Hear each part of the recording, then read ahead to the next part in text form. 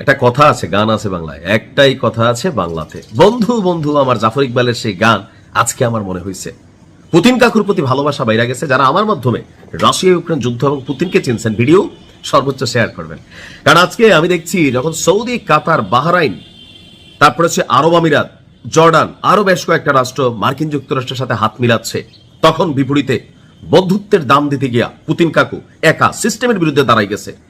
মাঝখানে আলোচনা ছিল যে পুতিন মেশিনারিজ দিচ্ছে, তবে প্রকাশ্যে না। যে ধরেন আমি আপনার বন্ধু, এখন আপনি একজনের সাথে মারামারি লাগছেন, তার সাথে তো আমার ভেজাল হয় নাই, তা আমি করলাম কি একটা শ্রেণী বাসপুরার মধ্যে রাইখা এসে কইলাম যে আছে রাখাইছি জায়গা মতো, আপনি একটা লাঠি নিয়ে লড়াই করতে আসছিলেন, তা আমি একটা মেশিন দিয়ে আসছি, বললাম ওইখানে রাখা আছে, এটা আপনারা কি করতেছে, ওই লোকের সাথে লড়াই করতে সহযোগিতা করতেছে, অর্থাৎ পরোক্ষভাবে আমি আপনাকে সাপোর্ট করছি। তো যেহেতু এটা তৃতীয় বিশ্বযুদ্ধ না, তো সেই ক্ষেত্রে পুতিনও ওই টেকনিকেই আপনার সাপোর্ট করছে ইরানকে।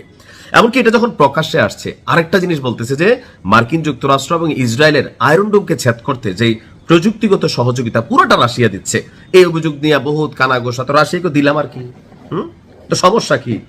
তোমরা দিতে সমস্যা নাই, আমি দিলে সমস্যা। দেখেন ওই যে এই কথাগুলো তো আমাদের মতন রাষ্ট্রগুলা বলতে পারে না। এখন ফাইনালি পুতিন একটা শর্ত দিছে ট্রাম্পরে।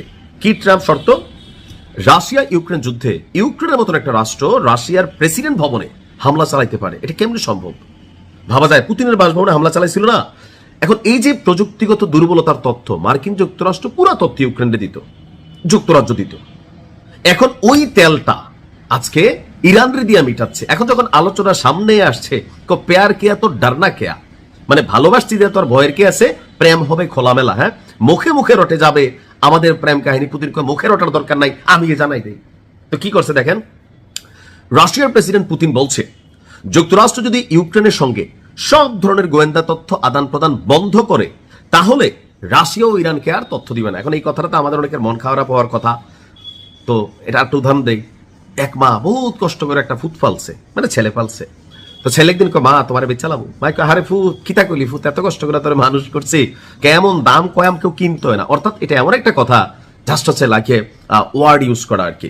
এখন আমেরিকা কি ইউক্রেনকে তথ্য না দিয়ে থাকবে? এটা সম্ভব? ইউক্রেনের পুতিন বড়াই ফেলবে না, নেটোকে বাস দিয়ে দিবে না, এখানে আমেরিকা জীবনও এই শর্তে রাজি হবে না। তো পুতিনও বলতেছে যে এমন এক শর্ত দিচ্ছে, যদি তোমরা ইউক্রেনরে ছাইরা দাও, তথ্য দেওয়া ইউক্রেনরে আমি খাইয়া ফেলি, তাহলে তোমরা ইরানের সাথে কি করো না করো আমি কিছু কমো না। এখান থেকে বোঝা যায় যে পুতিনের এই কথাটার দুইটা মিনিং, অর্থাৎ এক ঢিলে দুইটা করছে। তোমরা দিতে পারো, তাহলে আমি দিলে সমস্যা কি?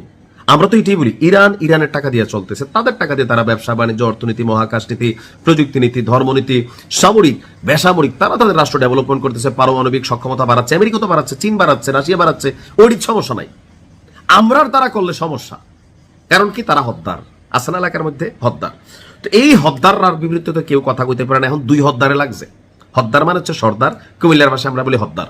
তো এই জায়গা থেকে রাশার যে বক্তব্য যে তোমরা যেদিন বন্ধ করবা আমরা যেদিন বন্ধ করবো, এর আগে শুধু তথ্য যাবে আর ইরান খেলবে, অর্থাৎ সবকিছু মিলিয়ে আলহামদুলিল্লাহ আমার কাছে মনে হচ্ছে আর বেশি দিন দূরে নাই, ইরানের বিজয় সুনিশ্চিত হবে ইনশাআল্লাহ। আসসালামু আলাইকুম।